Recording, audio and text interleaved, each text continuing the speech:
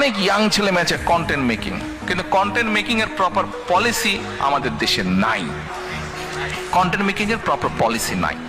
এখন আমরা যদি সেই পলিসিগুলো কি কি হবে, আমরা যারা করে তাদের সাথে কথা বলছি, তারা ওই স্ট্রাকচারটা তৈরি করছে।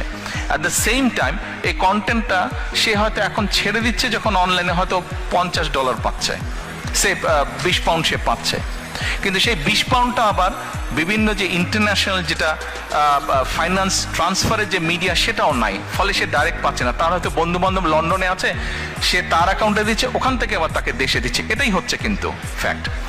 এখন আমরা যে গেটওয়ে আছে, বিভিন্ন ইন্টারন্যাশনাল মনিটারি গেটওয়ে আছে, এদের সাথে আমরা কথা বলছি যে ভাই আমাদেরকে এই ব্যবস্থাটার সময় অ্যাডভান্টেজ দেওয়া। ফলে হচ্ছে কি, যে কন্টেন্ট মেক করছে, যেই ছেলে মেয়েগুলা কন্টেন্ট মেক করছে, তারা কন্টেন্ট মেক করলে তাদের পেমেন্টটা যেমন ডাইরেক্টলি পাচ্ছে, পলিসি যখন স্টেট গভর্নমেন্ট যখন পলিসি তৈরি করবে, তখন হবে কি তার ইনকামটা বেড়ে যাবে।